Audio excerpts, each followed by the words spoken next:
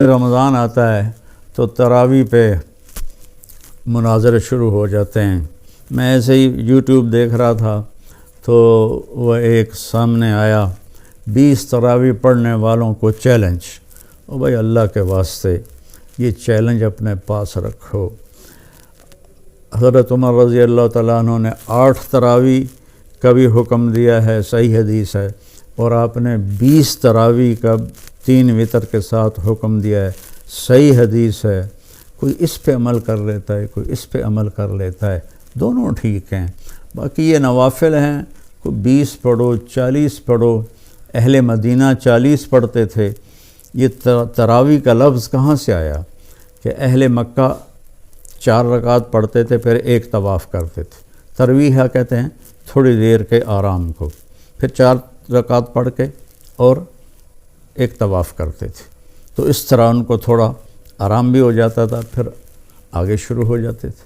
مدینے والوں کو پتہ چلا کہ مکے والے تو ہر 4 تراویح کے بعد طواف کرتے ہیں، تو ہم کیا کریں؟ انہوں نے 40 رکعت پڑھنی شروع کر دی۔ تو اس پہ لوگوں کو تشویش میں نہ ڈالیں۔ جو 20 پڑھ رہا ہے وہ بھی ٹھیک کر رہا ہے، جو 8 پڑھ رہا ہے وہ بھی ٹھیک کر رہا ہے، کوئی 40 پڑھ رہا ہے وہ بھی ٹھیک کر رہا ہے۔ یہ قیام اللیل ہے، اللہ تعالیٰ کے نبی نے 3 دن صرف کیا، اس کے بعد نہیں کیا، اور ہم تو سب پورا مہینہ کرتے ہیں۔ اس کو حضرت عمر رضی اللہ تعالیٰ عنہ نے جاری فرمایا، اور دونوں صحیح روایات ہیں، 8 کی بھی 3 رکعت 11، اور 20 کی بھی اور 3 رکعت وتر۔ تو بھائیو، اکثر جو میں تو سنتا ہی نہیں ہوں، میرے سر میں درد رہتا ہے، لیکن کبھی کبھار کان میں پڑ جاتی ہے بات، تو اتنا شدید لہجہ ہوتا ہے اور اتنا حقارت آمیز لہجہ ہوتا ہے اور اتنا نفرت سے بھرا ہوا ہوتا ہے، خاص طور پر مذہبی معاملات میں اور اختلافی مسائل میں۔ اس قدر وہ آتش فشاں پہاڑ بن جاتے ہیں کہ ان کے منہ سے آگ نکلتی ہے۔ قرآن ماشاءاللہ پوری امت سنتی ہے، اور صدیوں سے امت جمع ہے 20 تراویح پر۔ حضرت عمر کے زمانے سے لے کر آج تک امت کا بہت بڑا طبقہ 20 تراویح پڑھ رہا ہے۔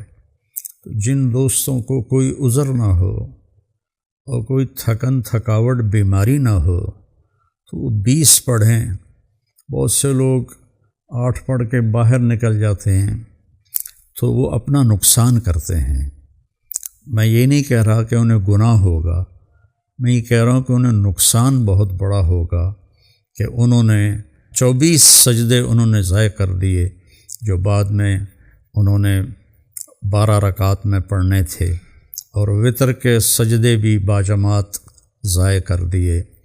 تو نوجوانوں سے، صحت مند لوگوں سے میری گزارش ہے کہ امت کا عمل 20 پہ رہا ہے، 20 پڑھنے کی ہمت فرمائیں۔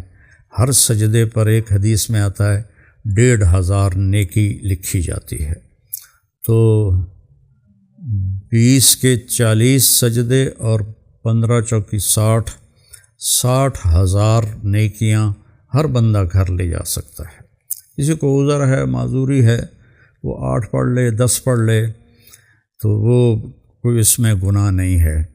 اللہ تعالیٰ لیکن جتنی مشقت اٹھائیں گے اتنا ہی اللہ ہم پہ راضی ہوگا۔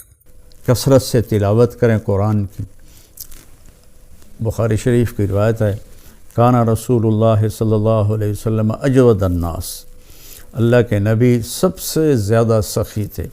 وَأَجْوَدُ مَا يَكُونُ فِي رَمَضَانَ حِينَ يَلْقَاهُ جِبْرِيلُ يَأْتِيهِ كُلَّ لَيْلَةٍ فَيُدَارِسُهُ الْقُرْآنَ، اور رمضان میں آپ بہت زیادہ سخی ہو جاتے تھے۔